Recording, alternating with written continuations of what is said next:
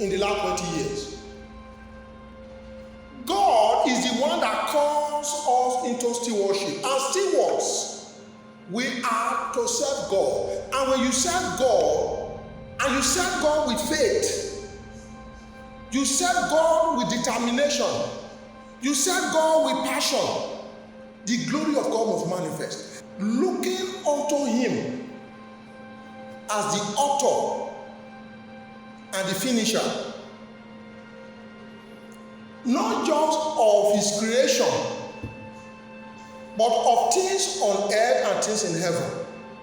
As God gives you an idea, even when sometimes you are a bit scared in your heart about the idea, God always brought every single thing to fruition. In 2019, we had an international mission conference in Nazareth, Israel. The church organized a global conference in Israel. And why was Nazareth particularly chosen as against other cities for the conference? Because that was where Jesus Himself grew up. And then we then went in there because it's about glory unto His name. So glory is still worship. Was not to how do we now be able to now get onto that point, to bring the entire world to see and to experience the goodness of God, in the land where Jesus Himself did ministry. And so we then had this in Nazareth, Israel, the conference, and in that conference, we have people, Anglican people from the Anglican church, leaders in the Anglican church, they came into that conference. We have people from other denominations, they came to that conference. And we have people from the United Kingdom, they came to that conference. People from the United States, they came to that conference. And not just having a conference to celebrate Jesus and to begin to bring people to the knowledge of Christ. People were also given the opportunity that if they gave their life, we would take them to Jordan to baptize them. The oldest man ever baptized in the history of the church, who doesn't even worship in Foursquare, was baptized in River Jordan. 87-year-old man. And we then did that baptism. We then had a time in which a rabbi came, an indigenous rabbi, and he was with us at the conference. International conference. You could see the glory. We were people as they moved around, they were seeing glory of God. We could see the mighty God's work as we were moving throughout that conference. That conference was a climax of the conferences we are beholding internationally, which we started in London, and we are holding conferences in London, Italian conference for missions. Bringing missionaries together from the world. I planted the church in Harrow, and then had Reverend Kindele as my associate pastor, and then two assistant pastors, Reverend Motoshaw and Hakim. So became assistant pastors. So, and from there, what then happened after that was, we were now for the first time in the history of Foursquare. I don't even know whether it will happen again, because when I left, they never did it again. I had to arrange for pulpit exchange between churches. I wasn't Jew. I was just pastoring my small church in Harrow, northern part of London. And we were able to do it. I then said, God, what else do you want? He said he wants us to take London, the whole of London, for Christ. Flow. Foursquare London outreach. That's the meaning. So I then went to share it with pastors, other churches. This is what God is sharing with me. Some people dismiss it with a hand. We have been here for 30 years, we couldn't do it. How can you come 2 years? You are the one to do it. Are you getting me? So, how can you do it? So, however, somebody they counseled, and he's in our church here now, Reverend Stephen, Pastor Stephen Okumbero, who saw. He was an associate pastor of the Plaistow Foursquare Church, London. Was the associate pastor. In one of the meetings, he said, sir, he said, I can share your vision. He said, if others can't see it. He said, but if you do not get the general overseer, who is a white man, He said, because they don't trust Nigerians. In Nigeria want to do anything, they say they want to carry people away, they want to steal money. That the man, I should go and persuade him to allow us to do it. I said, but can you go with me? He said, yes. So 3 of us went to Hastings. The man was living in Hastings, not in London. So Pastor Stephen Ogumberu, my wife, and I, 3 of us went to go and meet the general overseer to tell him what God was dropping in my heart. And the man said, okay. After we gave him the whole picture of this presentation, he said, what you will do, all the money, we say we are going to collect money from different churches so that they can support this one. He said, all the money you collect must be paid into his account. He said, because I don't know what will happen to that money. He told us straight away. And at the program, that whatever. He said, okay. So we told churches so, and some churches were very excited. But one of the churches was so angry. He said, we went to go and give Oyibo man our idea. I said, the Oyibo man is the general overseer. So how can we do something in Foursquare, bringing Foursquare together without the general overseer knowing? So the man was angry, but I had to go apologize to him. I said, don't be angry. We have to do things decently. So, however, the interesting thing about that story is this. We raised the money, we then bought the assignment, we got university, South Bank University, where we're going to now use to bring people together. And we then went and arranged with a TV station. There was a Christian TV station, in London, and I went to pay for it. We then took our general overseer to go and talk about flow. The man didn't know much, so I was sitting by his side. So after a while, they called me to speak, and it was publicized. It was the first bringing the whole of London together, flow. Since I left, I'm not aware they have been able to do it again. By our 5th year, we were already mentoring a church in Aachen in Germany, in our 5th year. By about our 7th year, we were already now ministering. We had our church in the UK, and we're now ministering to the UK. So it's an achievement in terms of global ministry. We are now moving on to the Caribbean because we want to now go to, last year the year before we're going to India. And we're now going to India where we are doing a missionary work through FMI. Then we went to London and then established this thing for children. So the children church, we call the Great Ormond Church in London. Every single month we give them money, we put this thing, we'll be doing that for about 10 years or 11 years. For Children's Hospital. We then got accommodation for those in need. We pay every year 300,000. We have an accommodation for those in need. So once God help them all, they will leave. Those ones will leave. New ones will come. So we had a flat there for the needy in the church. And not only that, you just see the kinds of things we've achieved. We were now able to now move on to just not only accommodation, not only medical, to give them food 3 times a week. So Sundays, Tuesdays and Thursdays, we're giving food to the needy in the community. But, and how did that then move? When the COVID-19 then came, they said lock all churches. We said our church can't lock down because the people are hungry. So we reopened our church. We didn't close our church. So every Thursday, our church was open. I think the government sent some people to come and see what we were doing. And they saw that we're giving food to the needy. People were congratulating us. They didn't stop us. So throughout that COVID-19, when people were hiding, we were here in church serving food onto the community. And the community then wrote us a special letter to commend this church for doing this to the hungry and the needy amongst us. And we did that throughout this COVID-19. We started the church, we had a maiden service November the year 2000. There was heavy rain day before, but inside us there was like some butterfly. You were a bit scared. What will happen on that day with that rain, everywhere wet? What was going to happen? Would there be another follow-up rain on that day? So we then put, I think, 2 canopies there so that should the rain come, the rain will cover, we will not be wet based on the rain coming on that particular day. Although we saw this in a prophetic light, that is about God going to shower blessing upon our church. But thankfully, as we commenced service, sun came. There was brightness from heaven. The heavens began to release light upon us. We were now clear that those 2 are symbolic of spiritual blessings. Rain, about God going to water the ministry, and light that were going to be a light unto our community. We had a couple of people who were there, who came with us. I can still remember Pastor Theophilus Ejerica. He was there, And there's his friend called Ezekiel Osaretin who also came along. And he was the one playing, is it the Conga or something he was playing at that time.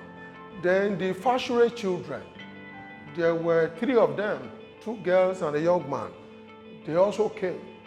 We didn't invite them, they just came on their own and joined the church from Elasa. And then we had another family that was very close to us called the Okakomes.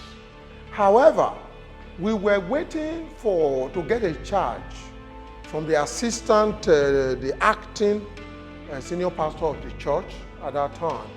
But when the time came for that exhortation, he wasn't there. Then I took the exhortation on that day. And I remember I took my exhortation from Psalm 86:6.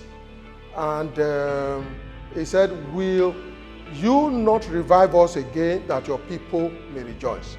That was where we got the name of the Church Revival Center. So it was a beautiful day. People came. Of course, we also had people who were around, who were Foursquare worshippers around. Some of them we extended invitations to, but maybe they didn't quite see where we were going. So they would drive past, they drove past where we were holding service, because under the canopy, when there are beautiful sanctuaries to go and worship. So they were all going past us. And we were then just singing there. Some people would say, like as if we are playing, because you are in the front of the house, tambourine, just listening and singing. How many were we?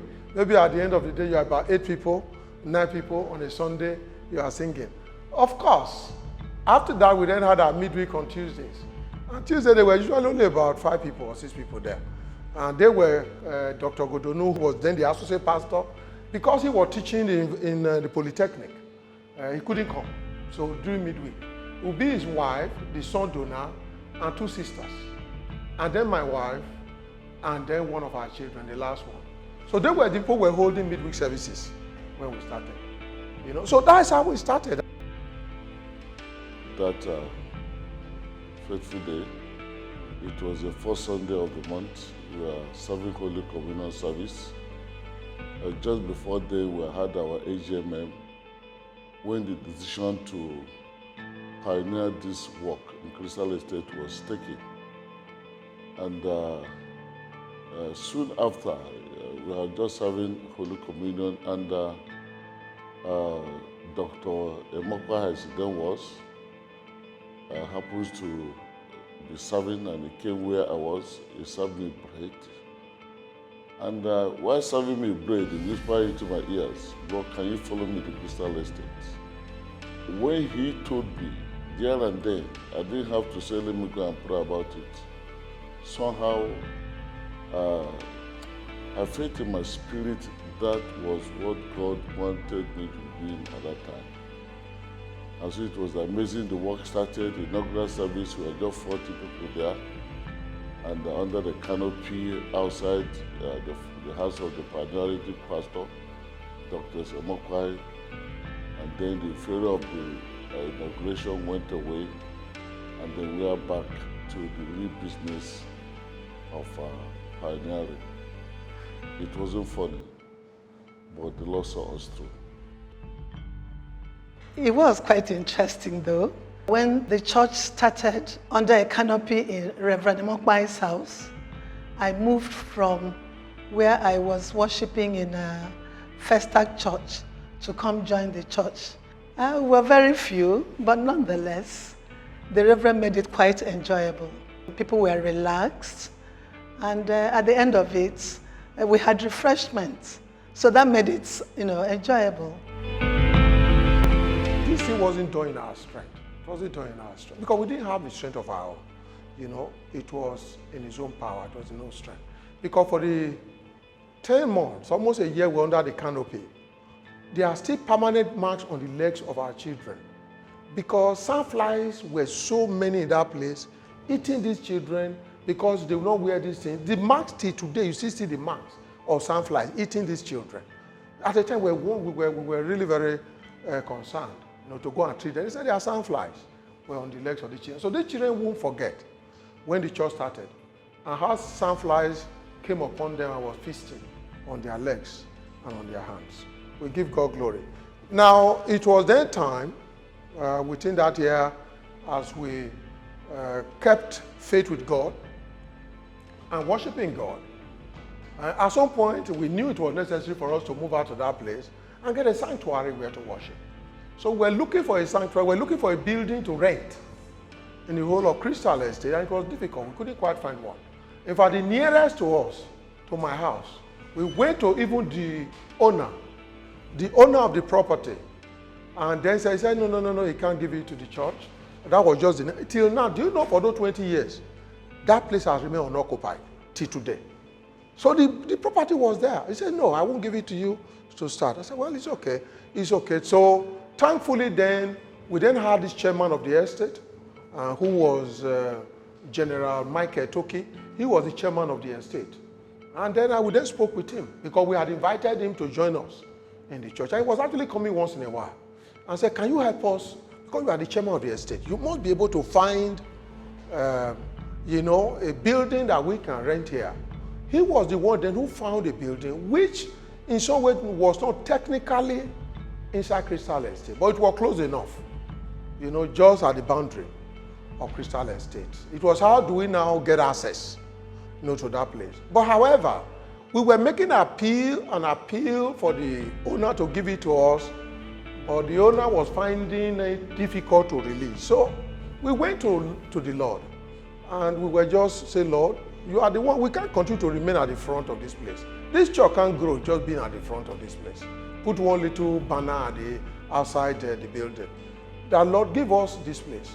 So, and then on one night, I just slept.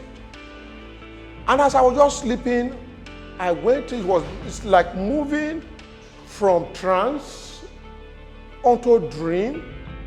And I was dreaming, I saw an angel of God. He just dropped keys. I can't remember the number of the keys. Bunch of keys into my hands. As I held the keys, and for the house, we were asking to be given, and they were not prepared to release the house to us because it was church. They wanted the house for some people to occupy, not a church. So, and we're praying, and God just put the keys in my hands. And this thing happened, I think, on a Friday night. I jumped up. It was now Saturday morning. I started dancing. So on Sunday morning, I just go to church. I said, I want to give you a testimony. God has given all the keys to our the church. Hallelujah. Got the land, but the money we had wasn't enough to be able to pay. Thankfully, the man who was selling is a Christian. But by the time we spoke to him, he just said, okay, we can pay twice or three times. They paid for it. And immediately they called me in London. We'd have been able to secure it. I think the week or 2 weeks after I flew in, I got in here and I came to look at the place. It was deep, inside the ground. And I entered the place. I said, Lord, thank you, you've given us this place. And 3 floors. And 1 floor will go to be international because of our vision for global ministry. And then God just brought resources. We used to take our people to the University of Lagos. At the time, they were driving our people from the University of Lagos. There was a place where we were doing to baptize. They would say, now we need to pay and all that. And we started to construct a baptistry here. You would have seen it. We constructed it. We asked our father in faith to come and declare it open. So you will see his name there. And Reverend Dr. Louis, he was the one, that baptistry. We told him to come and dedicate it before we started using it. He came in the US, came to dedicate the baptistry. Then the food court. That totally transformed the ministry. When God took me onto Matthew 25, and that on the last day, he was bringing people and separating them, go to the left, and those sheep to this. And then those ones will come onto the kingdom of God, those ones by the left. And the one was then saying, what? He said, because you were doing good works to people who can't pay you back. It's not to give things to people, those poor, those needy, don't worry about that. It's a part of righteousness in heaven. It's not just sufficient to say, I've given my life. Yes, it is good, that's the first stage. But you need to do more. And that more is allowing this to flow onto those in need. So we then started the food court. Who must we call? Amongst all, we decided to call our godly mentor. Reverend Wilson Badejo, he came to dedicate it before we started giving food. So his name is there. Then when we're doing the international wing, because it was the same Reverend Badejo who encouraged me to go and plant a church in London, we called him to come and dedicate the international floor. So he then came to dedicate it. Then when Baba Farumbi, on his 80th birthday, I was saying, Lord, how do we immortalize this man? That his name will be there forever. So they were arranging all kinds of parties for his 80th birthday. I was invited, but it wasn't so much a party I was interested in. How do we immortalize this man? Because at that time, we were already a part of the thing. He said, I was sick, you came. I was sick, you came. It's not just a question of going to hospitals. What impact are you making? We said, then we create our own clinic. So we created the clinic, we had a doctor in the here, who is now in the UK. So he was here. We had nurse here, Mama Akimejiwa, who was there as a pioneer, even in the church.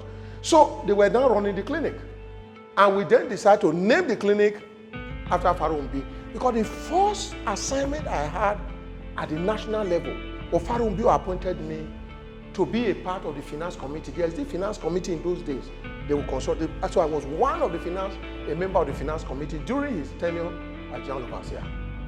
And it was during his tenure also as a general overseer, I got born again as a Christian. So I said, let's use that anniversary, and put his name there in the clinic. So you see that anybody who goes there today, it's a small clinic, but his name will be there forever. But it wasn't sufficient. That was not sufficient. I then took Baba from there. I said, I want your name to be everywhere. We took Baba Farumbi and took him to our own school. We have the school that we run, as marketplace ministers. So we then say, Baba, we are building a massive thing, and we want you, Baba, to dedicate it, so that we put your name there. Baba came and dedicated it. If you go to that school today, you see Farumbi's name. You see him, Farumbi, right there.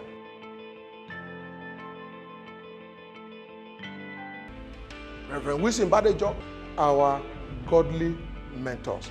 Those people mentored us. And you will see that we invited them to come and dedicate this floor. I came across him as a gift to the church at a very auspicious time. It was a time in which we needed someone to come in and handle our convention for us.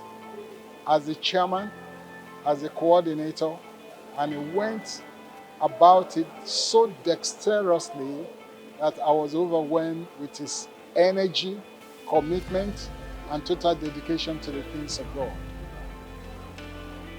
Osa has been somebody very, very, very unique in every aspect of my working with people and bringing them out to do the work of the Lord to his honor and glory. He is stable, he is steadfast, he's committed to whatever he wants to do. And I want to assure you, give him anything, you can go to bed. And once he said yes, he will do it to the fullest of his power, wisdom, and grace. He also was very, very concerned about the world, and he thinks beyond the four walls of Crystal Estate. He went to England, he started churches. He went outside England and he's building churches. He has a school which are training people from all over the world. And by the special grace of God, turning out leaders with excellent spirit that will manage the 21st century church, if Jesus tarries, into the 22nd. We use the word paradigm shift. When he came into the Foursquare to do what he wanted to do, it was in my mind, a word that perhaps was motivating us, that Foursquare will have a paradigm shift onto the times and seasons in which we find ourselves. And we went into such enigma that people wonder where it comes from. I'm very sure Osa will remember that some good things started indicting in his life, and he came out with excellent spirit to see them achieved.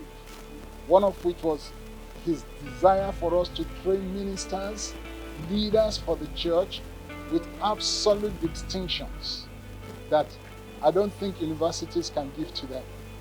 And that was to have taken place in our Idimo campus, or our Idimo campground.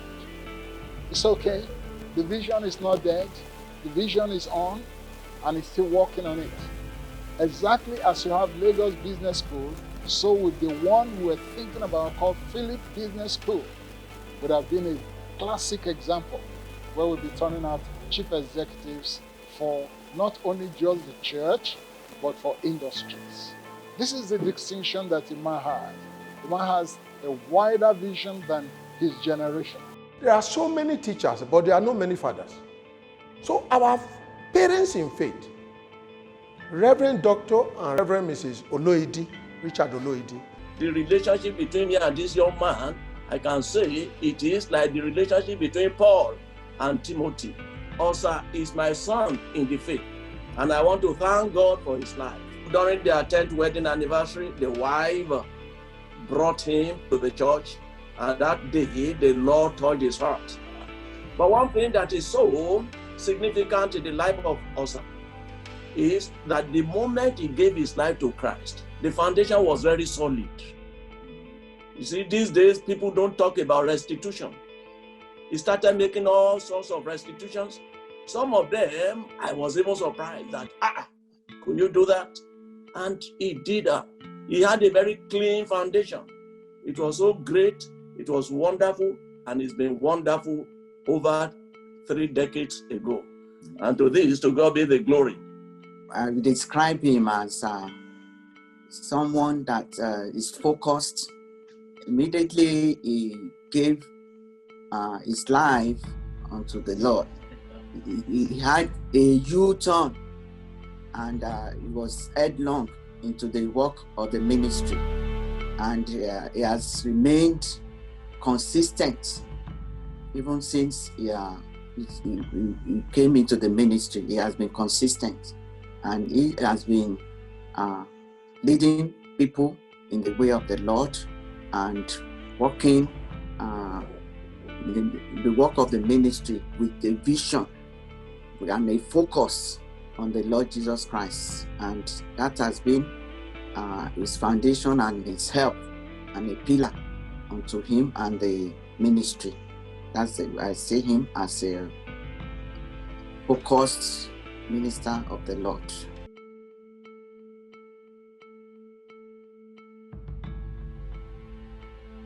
But in terms of being on the driving seat, Pastor Hejerica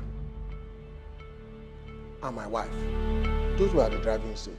But then there was somebody else who then joined and became three. That's Edamo.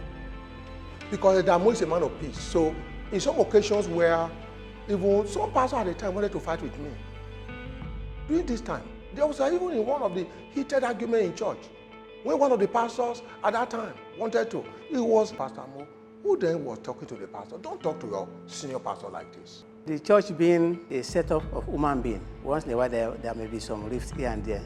It's God that made us to be able to ensure peace. Because human beings have differences in our emotion and other area. So there might be maybe some minor disagreement here and there, but God was able to make us to progress.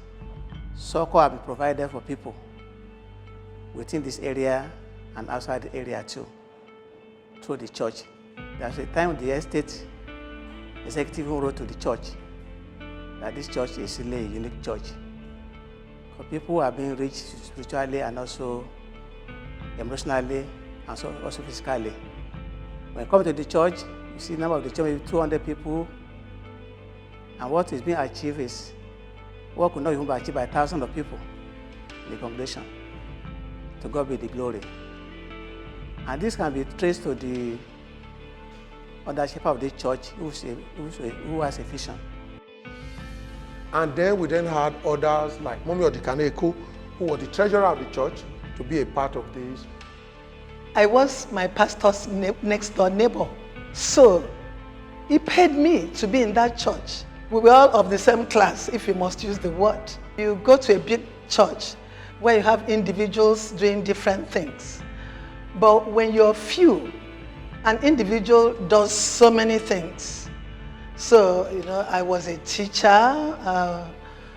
part of prayer group, you name it, anything that needed to be done, you would do it. So I would not really say, this is my specific role.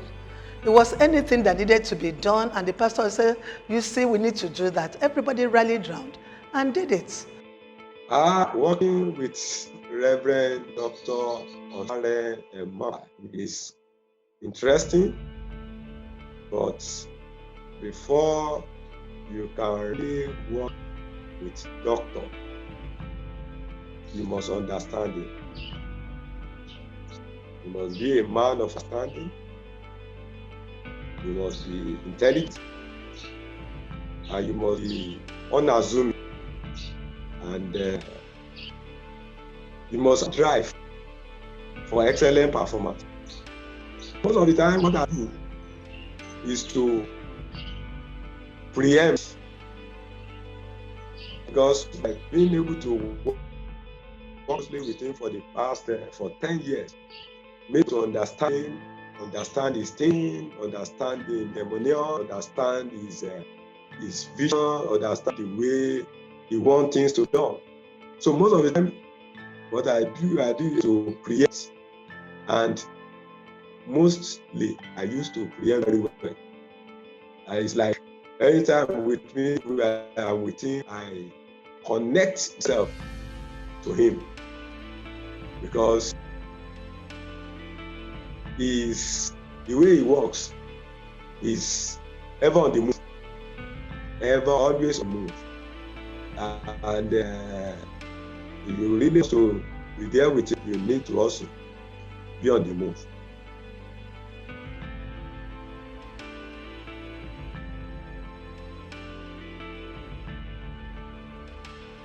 The number one challenge we had was a place of worship. That was number one. Number two had to do with committed workers. The number three challenge that we had to do with instruments and money.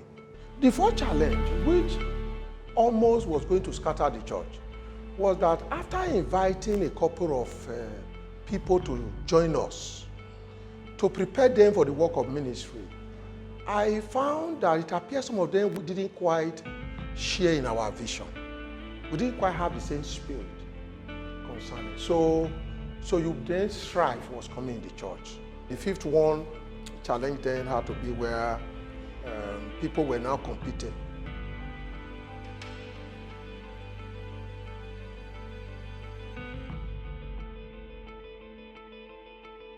God gave me a very big vision for his next 20 years. The focus of the ministry of this church for the next 20 years is worship. Number two, good works. Number three has to do with parenting. And the fourth one had to do with the youth. Minister to the youth globally. That was where the idea of the wedding place came, which we are starting with you. Yes, I want to appreciate, starting from our parents in faith, Reverend Dr. and Reverend Mrs. Oloidi. We want to thank Reverend Dr. and Reverend Mrs. Badejo. I am particularly grateful to Reverend Rita Wakwe. Then I want to now come to Pastor Theophilus Jerica. I will also want to thank Dr. Godonu. There are other people, I may have forgotten at this time. In the present dispensation today now, of course, we mentioned Pastor Innocent, who is the associate pastor in the church. And so many assignments behind the scene given to him to do. Me, I will be shining outside. They will say, you are doing well. But this young man and some others, of course, Daddy Amo is also there helping me, and they'll be doing the work. Me, I just come and preach on a Sunday. But these are the guys behind the scene. And then Pastor Motosho in the UK, who helps us now to organize most of our outreaches internationally. I want to thank the General Overseer for this access he has given unto our church, and to thank his wife. So I want to thank God, I want to thank them for taking us. And we are grateful to our General Overseer for giving us this opportunity of access. And we want to wish them well, and to then say, all through their time, we will give them all the support that we can under God for them to succeed in what God has called them to do.